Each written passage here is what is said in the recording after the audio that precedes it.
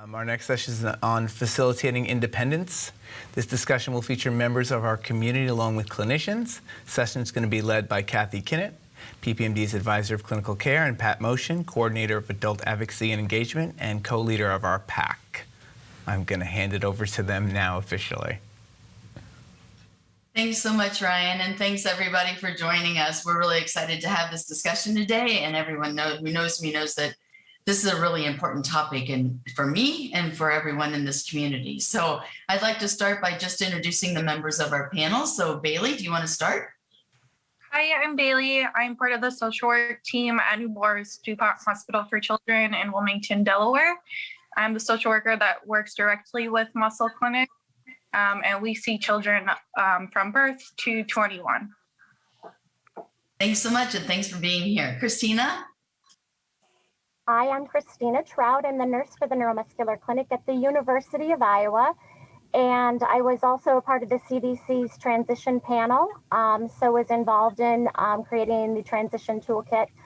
I see folks from the time of diagnosis through till the time they're old. So I'm very happy to be involved in talking about transition because it's been something near and dear to my heart. Thanks so much. You've done a lot of work in this area, so we're glad you're here. Austin, do you want to introduce yourself? Yep, I'm Austin LeClaire. I'm a member of the PPMD PAC, and I also am a consultant in the healthcare field. Thanks so much. And Rachel? Hi, I'm Rachel Koiski. I live in Houston, Texas, and I am a Duchenne mom. My son is 18. He just graduated high school and is headed to community college. So that's me. Excellent. And Pat Motion. No one's seen you yet this conference. Well, I've been, I've been behind the scenes with some outstanding closed sessions with a bunch of Duchenne and Becker guys. I am 48 years old. I live in New Hampshire. I have actually limb-girdle muscular dystrophy, and I am married with 2 kids. I am also a full-time music teacher, and along with Austin and my colleague Amanda Wilkerson, I help run the PPMD PAC, which is the Patient Adult Advocacy Committee. It's a group of 24 guys with Duchenne and Becker, and we kind of help elevate everyone's life through a bunch of holistic different things. And we are trying to make our voices heard, especially today with facilitating independence. So glad to be on this call with you guys, and good to see everybody out there in TV land. Thanks, Pat. So to kick this off, the title of our talk is Facilitating Independence. Would you maybe start talking about what independence is and why we think this is important? Sure. Well, facilitating independence is something that all of us need to learn how to do, whether or not you have muscular dystrophy or not. So I think one of the main things to remember as we launch our panel is some of these independent steps are going to be helpful for everybody, but especially as you transform from being a child into a grown-up. Somebody very, very succinctly put it to me last year that has Duchenne. He said, this is the generation we were hoping for. All of us living longer, and now we're here. So we have to deal, and we have to figure out a way to help these men live independent, fulfilling lives. So I think it's important to remember that some of the takeaways here are going to be good for everybody, whether you have an affected child or not. We have to put everything in the same basket, and we're trying to raise independent human beings. So that's going to be our goal. And I'll send it back to Kathy. You can kind of tell everybody how this is going to work for over the next 30 minutes or so.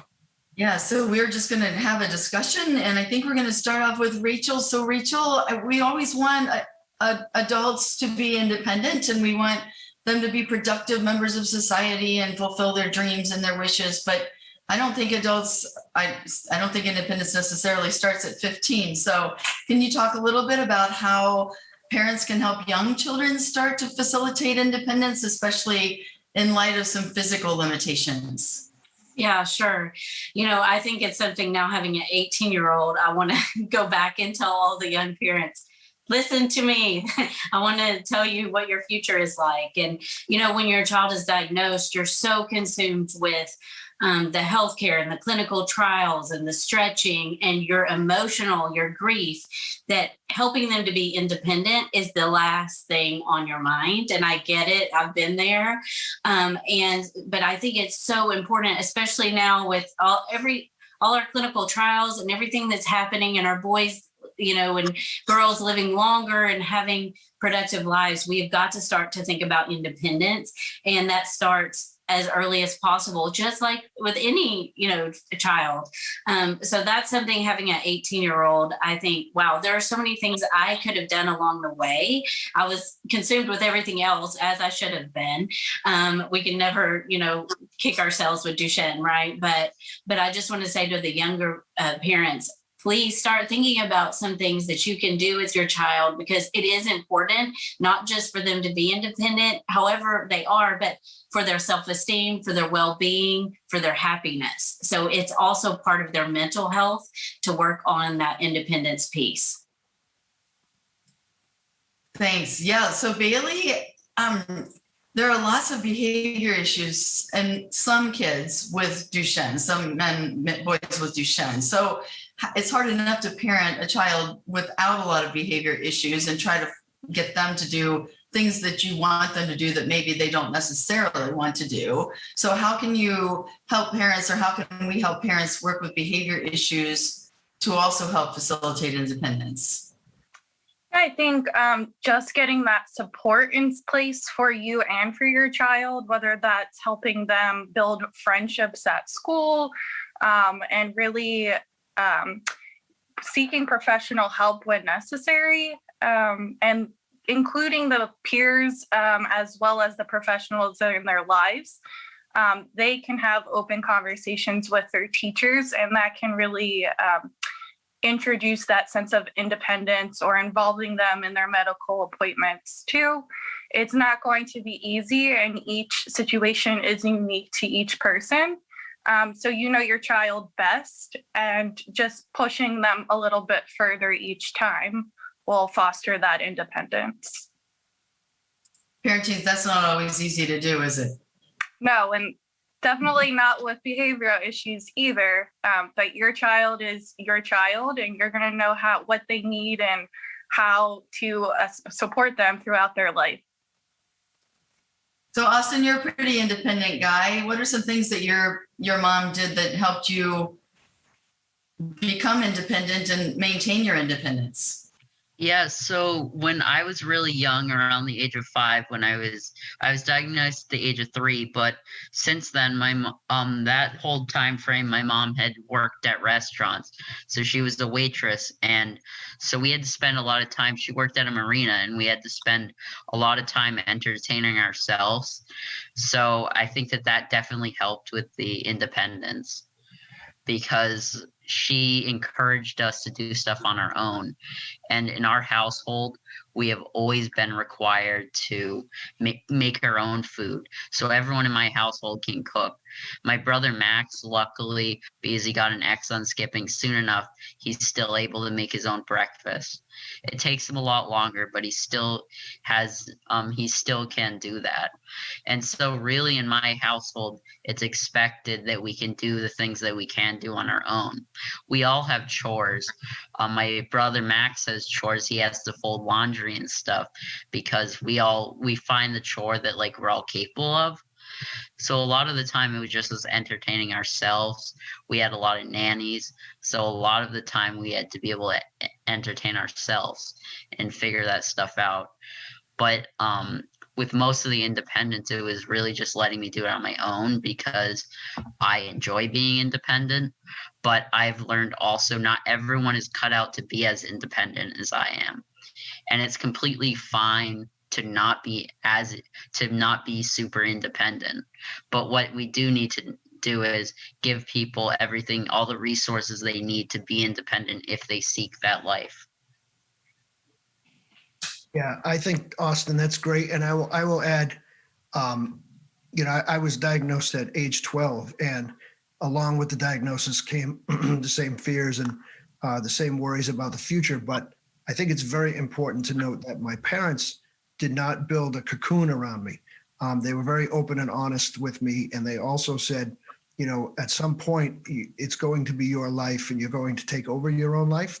So we need to get that started immediately. I mean, they didn't say it in so many words, but the cocoon thing is huge. As a teacher of middle school students for many, many years, there's a concept of learned helplessness. And I think although it sometimes can be an elephant in the room and parents don't want to hear about it, especially if you have a disabled child, it's easier to ignore that, thinking, oh, it'll be easier if I just do this for him or her, or I'm going to help there, or I'm going to speak for them. What you're really doing is creating a secondary problem. And the problem is that the child is going to grow up thinking that they don't really have a voice and they can't be independent. So then all of a sudden when they're 18 and it's time for them to make their own appointments and this and that, they're going to not have any of the skills because it hasn't been seeded and fostered at a young age. So what Austin said is very important. I also had chores and household tasks. It was not focused on, hey, you have muscular dystrophy, look at all the things you can't do. It was, hey, you have muscular dystrophy, here's the facts, here's what's going on, age appropriate, of course. And then it was, okay, here's the things that you can do. So go do them. And that definitely, I think Austin would agree, led us to becoming, more independent adults. And as he pointed out gracefully as well, everyone's definition of independence is different. I want to just add one more thing about the household chores since I'm rambling, but, talking to other Duchenne guys, some of it is, maybe they can't cook, but they can help with the grocery list. There's nothing saying that you can't go through the house with your kids and figure out, hey, what do we need? Make the shopping list, help me figure this out. Or, once a week, you figure out dinner. Well, okay, so we're calling out. You got to research a bunch of restaurants, figure out what everybody likes, plan the meal, figure out the money. I mean, it's all that kind of stuff that you probably just say, oh, it's just easier for me to do it. Hit the brakes, involve everyone in the household. Rachel, I see you nodding vigorously. You want to throw in here? Yeah, I think, I imagine some moms and dads are saying, oh gosh, now I have to add one more thing to my list. But, I don't think it's on us to be overwhelmed about creating independence. For me, I try to think about what is one thing I can do each day to foster independence, so it's not the whole picture. And, like Austin said, there's some naturally, just in general, there are some, kids that are going to be more independent than others, but you have to keep pushing, especially I think with the Duchenne community, there's a tendency to kind of turn inward in a lot of different ways, socially, physically, all those things. And it's a little bit of continuing to push out and pushing your child outside of their comfort zone, just pushing them a little bit more toward independence every day. And like you said, finding things that they can do. There are things that every single person with Duchenne can do to be more independent than they are today. So just to take it one day at a time and try to keep moving. It's not solving the whole picture, but it's moving every day a little bit more toward independence. So one of the things that goes along with fostering independence in my mind is fostering socialization as well. So does that go along? Does that make sense to you all as well, Christina? Yeah, I was going to comment that I think all of these concepts of like when to start establishing independence begins at school, even preschool. That there's a lot of practice that young people learn at school about becoming independent, and it's also where they learn to socialize with others. When I talk with parents, I ask what ideas they have about making sure their child is connected with their peers. I know that there are sometimes barriers to visiting other person's houses if they're not accessible, but there are ways that you can help think about how to help them, either have them over to your house or ways that they could meet in the community to go to a movie, go to the mall together. So be thinking about ways to keep your young person connected to their peers and be practicing that independence even from the time of early school years. I would also mention that I'm from the healthcare background, so in terms of activities of daily living and health, I also think that at school we learn those very first lessons about how to direct your care, how do you prefer to be cared for, when you're working with a one-on-one attendant at school. So once your school needs are identified that you need some support, it's a great time to learn how to tell others what it is that you need and be autonomous in explaining that to others.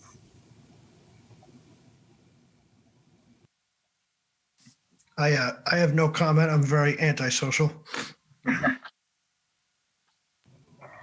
And not everyone has a problem remaining connected with their peers, but I see a tendency for some of the guys to lose connections at certain times of their life. And really during the teen years, I can see sometimes that happening where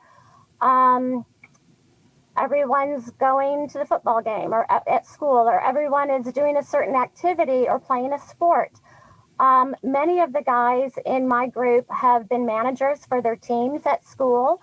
Many of them have been on the newspaper or yearbook, taking photography, contributing to the editorial support on their school activities.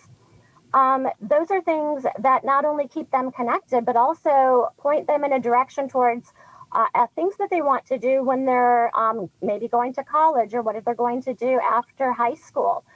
So like all other youth, we have to be thinking, what happens after high school? It's not an end point, it's a launching point. It's time to move into young adult life.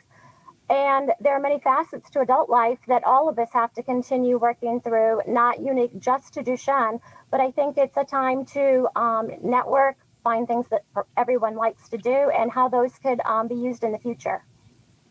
So Austin, a lot of people think that being independent means not asking for help. How do you bridge that gap? So I think that you always need to be able to ask for help, because I'll always need help for certain things. Like, I know I'll never be able to use the bathroom on my own. So I'm always willing to ask people at school to help me use the bathroom. I've never had a student tell me that another student tell me they wouldn't help me. So I think that it's really independence. You have to know when to ask for help, because I've been not willing to ask for help for a while, and it's led to a lot of mistakes.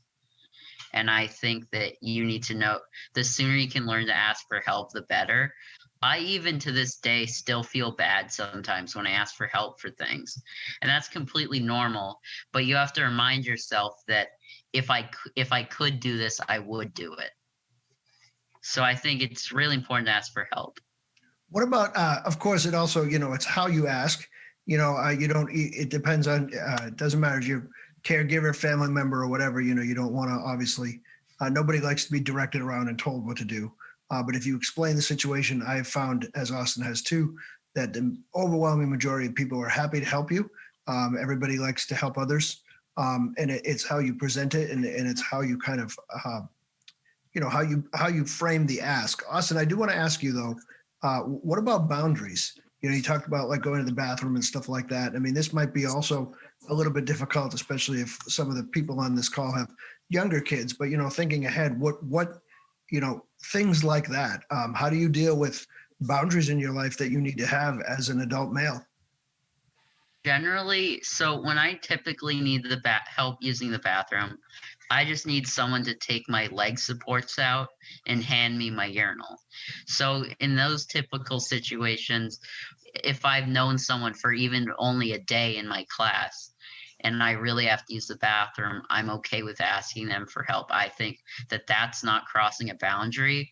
But if I need someone to lift me, like on the toilet, for example, that's beyond boundaries. I think that that's where I draw the line, because they're going to have to give more help than just handing me some stuff. So I think that if it involves more than just handing me something, then that's too much. Like, I'll even ask for someone to take something out of my bag. But if I need you to physically like move me and stuff, that's crossing the line. Well, and I also think that it comes back end around to the fact that you also began to have these thoughts in your head when you were young. And it was independence in ways that, and when you're young, you can't see the dots connecting yet.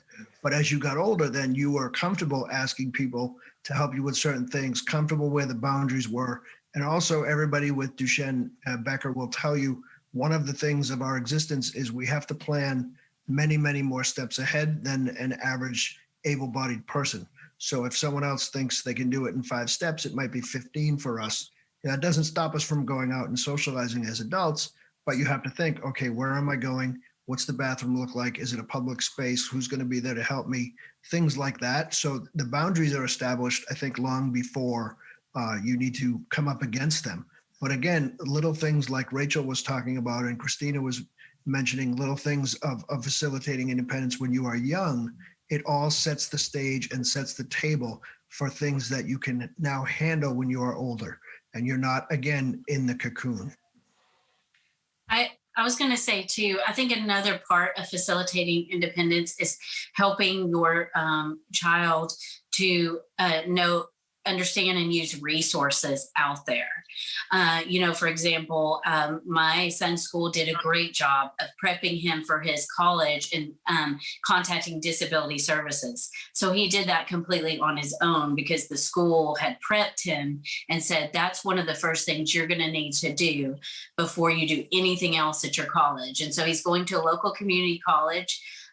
His independence is he's not able to live on his own right now, but he's doing a community college and he's taken responsibility for that and reached out to some of those services he needs. So I think what we can do as parents, we're always gleaning resources for us, but we rarely communicate those well to our kids or include them in that. Hey, we're using this resource, we're using that resource, so I think that's important too, is to help educate them on what resources are out there to help them be independent.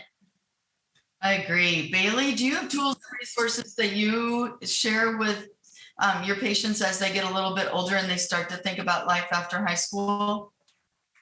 Yeah, so one of the big things is a lot of my patients have to decide if they want to go to school, like Rachel said, or not. Contacting that school's disability service is going to be key. Also, regarding transportation things, there's different community transits depending on where you live. I know each county is different and even each state. So like in Delaware, we have JART, or in Chester County in Pennsylvania, we have Rover that can often work with the families to bring people places.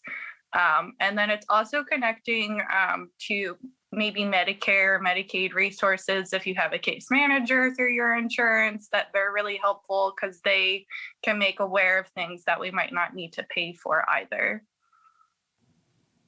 Yeah, go ahead. Yes, please do. You were next. Well, I was going to tag on to what Bailey was saying. When folks come to visit us and they have back-to-back medical appointments and tests all day long, oftentimes they don't get as much time as I think would be helpful to meet with a medical social worker or the care coordinators at their clinics. I think in terms of the things that happen between appointments, sometimes the information that you might get from working with your social worker and care coordinators could be incredibly valuable.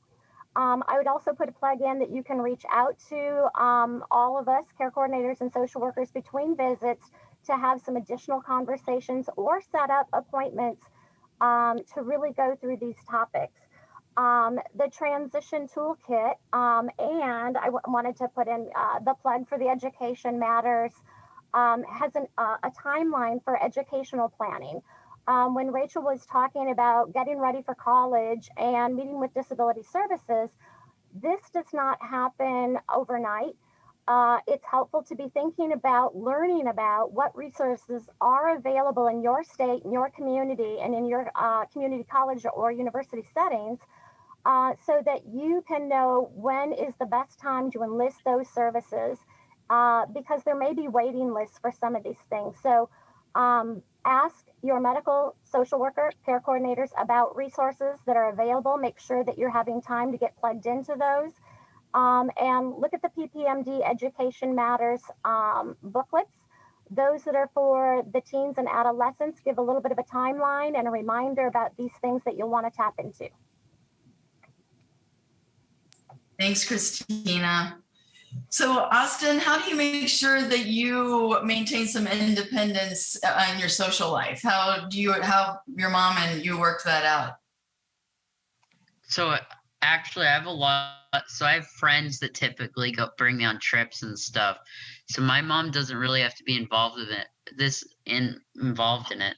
But this last weekend, I actually went on a trip with my friend, and I had one of my camp counselors from camp. So we've been friends for years. So he brings us on trips and stuff. Last year in March, he brought me to the PPMD conference, and so he's really good at bringing me on trips. So generally, my mom isn't involved when I have social events. It's kind of, I generally have to figure out transportation too. Like lots of the times when it's like near my house, I'll take the train on my own. But it's really, my mom really doesn't get involved when we've had other friends' parents in the past complain to my mom about a plan or whatever that me and a friend were coming up with, and my mom would always say, they're adults, they can figure it out, we don't need to be involved in this. And so my mom really stays out of my social life. She lets me, I have to obviously communicate with her when I have people coming over, but other than that, social gatherings, I deal with all that on my own. And again, not to belabor the point, but your mom helped you set the table to be able to do all that stuff when you were young. Speaking of young, Rachel Poisky, I know you just turned 30, so you're a very young parent. I want to ask you, I don't know, I'm just, listen, a lot of people out there know me, take me with a grain of salt.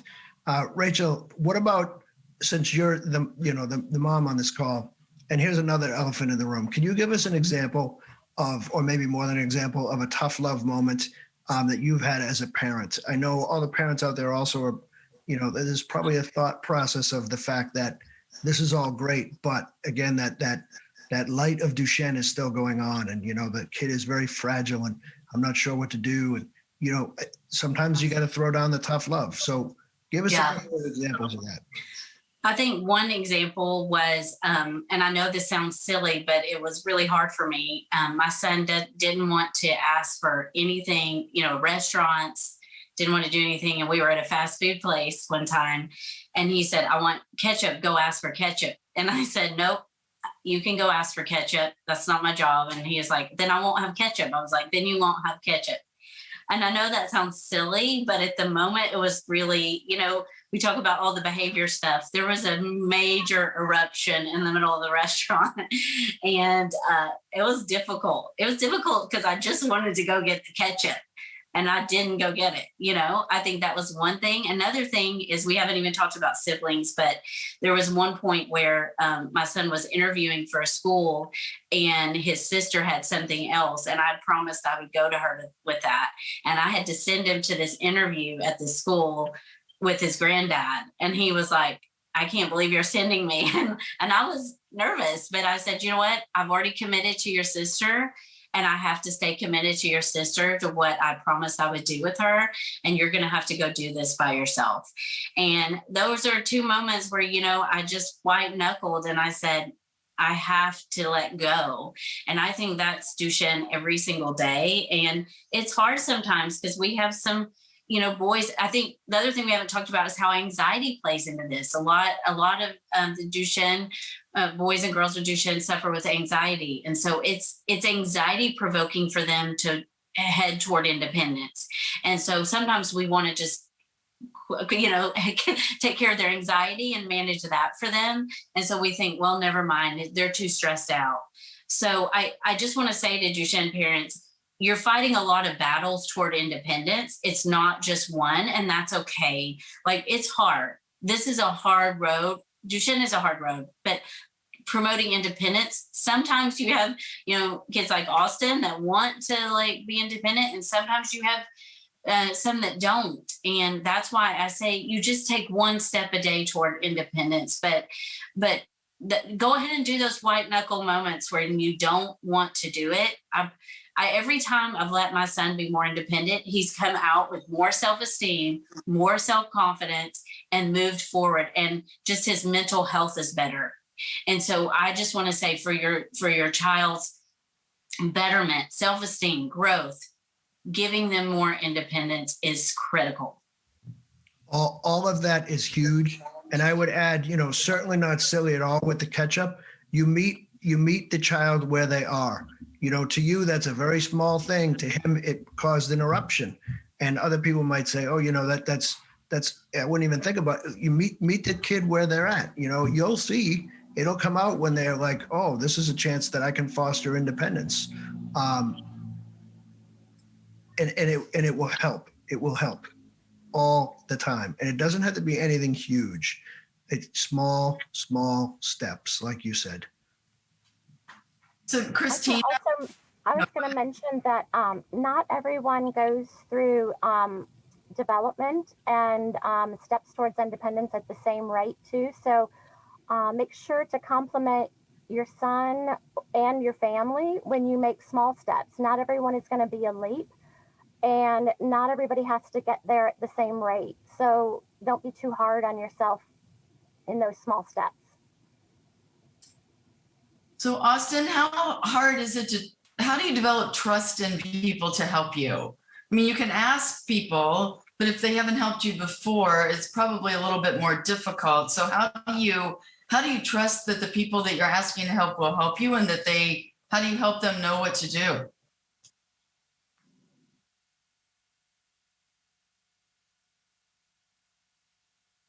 Austin? You okay, Austin? Yes. No, you're unmuted. So when you ask questions for help, I think really you just have to be really friendly about it. Like when I have just been hanging out with a friend in one of my college classes that I just met that day, I always say, hey, do you mind helping me use the bathroom? I don't think that like asking for help is too complicated. You just have to go in with your intent of getting help. I think it's pretty simple. It's very overwhelming, I understand, to like approach someone or ask someone for help, but you kind of just have to rip it off like a Band-Aid and just do it. Because the worst thing that they're going to say is no. Yeah, I don't disagree. And speaking of help, when I was in the clinic, I would have lots of parents that would, talk about how tired they were and how hard this is, which it is, and they were. And then I would ask them if they had people coming in to help them, and they would say, oh, no. I don't want anybody else in my house, which with COVID, that's a whole different thing, but before COVID. So I don't want people in my house. And then they would say, but my son, he doesn't want anybody to do this except me. And so it's easier for me to just do it than to bring somebody else into the house. So I'd love to ask that question of everybody. Bailey, how do you help parents manage this so that they can get the help that they need and they don't get burnt out, and guys get used to having help from other people besides parents? Yeah, so we always talk about home health aides or anyone like that. And it's important to know that you don't need to stick with the same home health aide if it's not working for you, as well as there's always going to be a meet and greet. And if that person isn't working out, or if you just get bad vibes off from the start, you can say no, and we continue to look for different agencies or different people. But then it's also connecting to Respite and allotting that through the state. And it could be as simple as getting your parent to come to your house and foster that relationship with your child, and just so that your parents can have a night to themselves. And I'm always checking in to see how the parents are doing, because you can't take care of your children if you're not taking care of yourself. So one of the things that parents don't often look into is Respite because they don't know where to look. Do you have any suggestions for that? Yeah, so getting connected to your county through the developmental disability services is the number one way to access Respite. Your social worker at your clinic should be able to help you fill out the forms as well as connect you to the right people.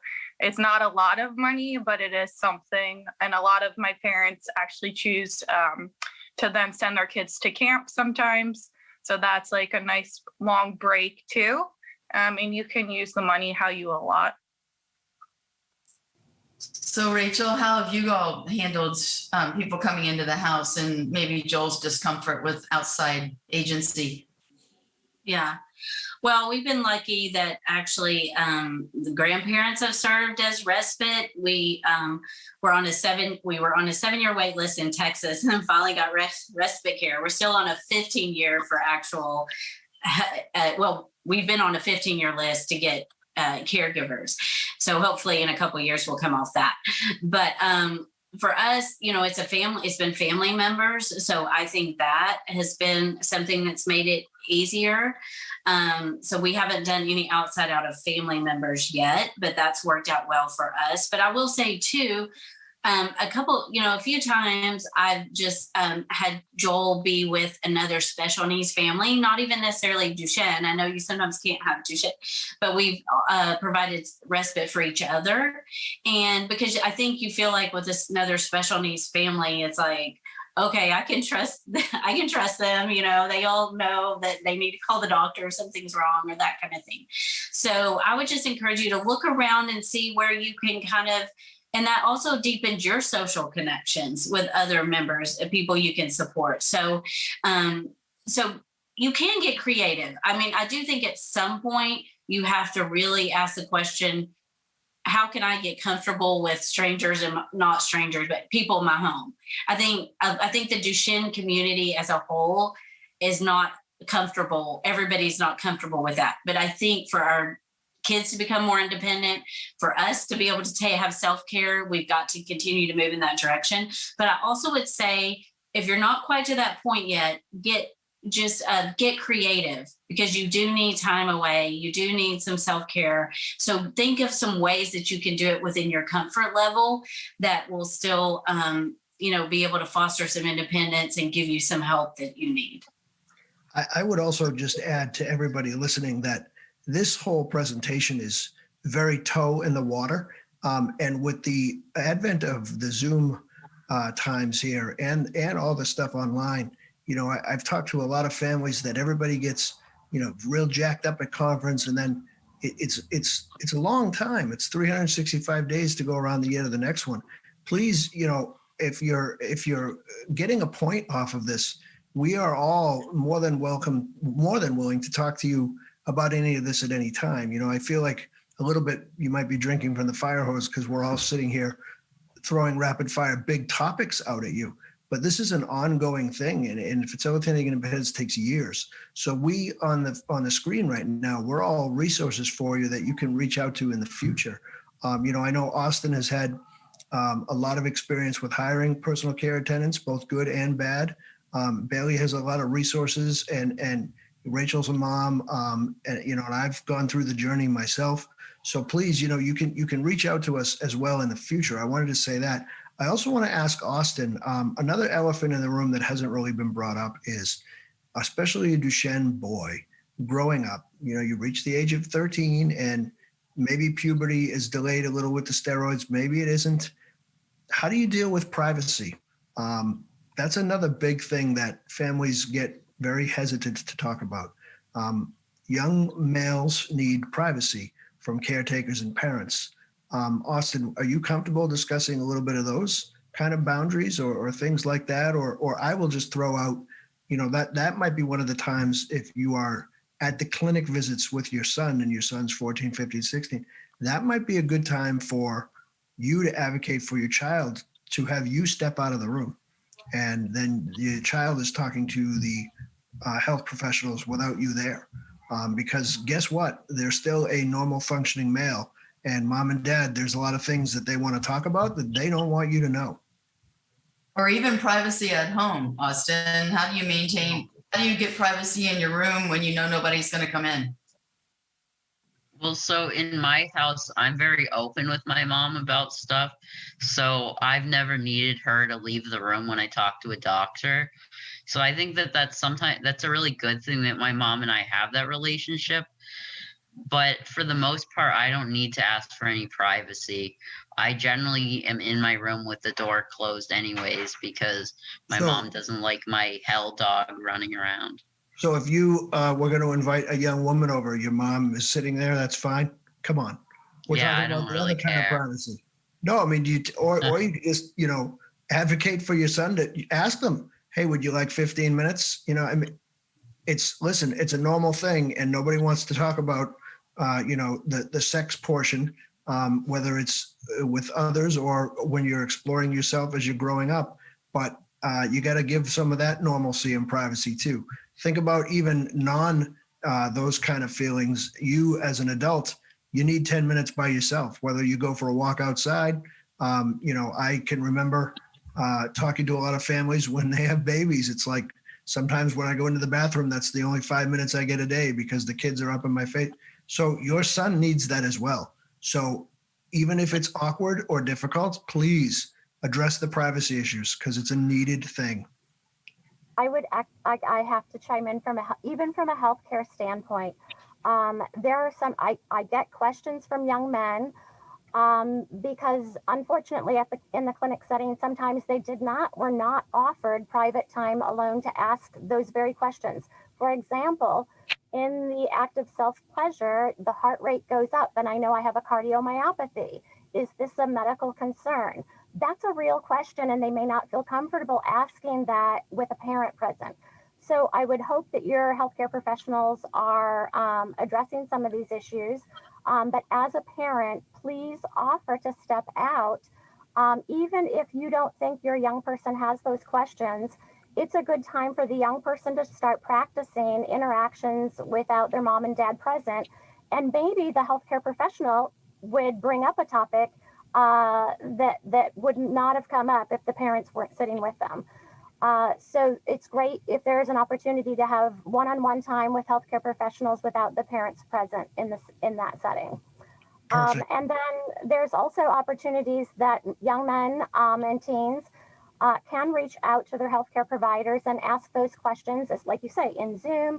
We have email, we have all kinds of private electronic medical records to send those questions so that communication on those topics can occur back and forth. And then echoing back to, if you hire caregivers outside of your family, sometimes those hired caregivers do accompany you on social outings with persons of the opposite sex, or in social settings where you're most comfortable with your parent being your caregiver. But if you have someone from outside the home, people are professional and they handle those situations differently than a parent would. Well, and I'll tell you, if this is feeling all awkward to you, life with muscular dystrophy is awkward as well, not just for the person, but the whole family. So don't avoid the awkward, embrace the awkward.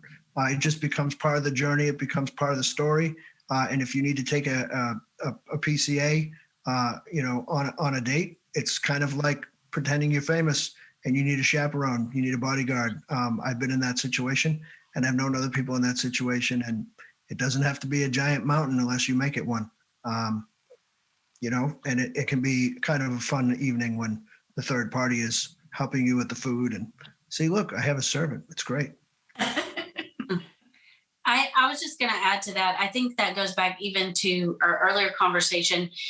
As Duchenne parents, sometimes we lose our boundaries and we feel like we have to be accessible to our children 24/7, and that's not true. And I know my husband and I, we want to have a conversation right when we get home to talk through things, and we've locked the door, and even with the kids banging on the door, I said, we have got to talk for 10 minutes. You are not welcome to this conversation.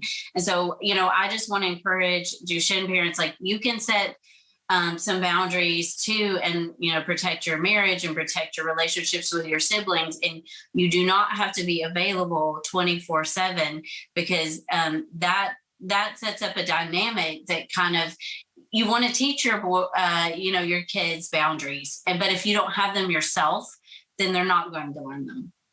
And that's with or without Duchenne. Absolutely. Kathy, I was just going to say that we have under 5 minutes, so I'm going to rapid fire We've already answered a bunch of stuff, but there's other questions coming in. Somebody asked, what age do you start involving kids in IEP school meetings and learning to self-advocate? As a teacher, I would say as early as they feel comfortable doing it. There are times when I deal with 11, 12, and 13-year-olds. They're almost never in the meetings, and I push for that. I say, the kids should be in here because guess what? It's their education, and they're going to be in here to advocate for themselves. So never mind muscular dystrophy. A lot of parents of able-bodied children are trying to do it all for them, and as a teacher, I don't like that. I say, no, they have to, if they're dealing with a mental disorder or they have attention deficit problem, we got to talk about that. They got to be in here because it also helps them to own their education. As far as also involving kids, I want to briefly mention, I know it's going to be going through on a slide, but the Patient Adult Advisory Committee, the PAC, we've just launched an app that's available on the App Store and Android, and it's going to be being broadcast all over the world. It's called PAC Chats, PAACCHATS. You can search up PAC Chats. It's run by us, and it's for anybody with Duchenne, Becker muscular dystrophy, and we have channels within the app that we can talk about all sorts of different topics, but it is also a place for us to come together and not feeling like we're all by ourselves. So we just launched the app. We already have it up to around 50 members, and our goal by the end of 2021 is to have 500 people on the app. So if you're out there and this is for people with Duchenne and Becker. This isn't going to be, again, we're talking about independence here. So if you're listening and you have DMD, BMD, please go download the app. And if you're listening as a parent, have your son go download the app. Don't download it for him. You can facilitate independence by having them do that. Kathy, any quick or anybody else on the panel wrap ups? No, final thoughts. Bailey, final thoughts? I just think letting your child ask questions and moving at their pace is going to be the best way. They will ask questions that they want to listen to or hear, and just allowing them to be open will really foster that sense of independence. Perfect. Rachel, any last thoughts? I just want to say to all the parents, you're doing a great job. Just take a step forward every day.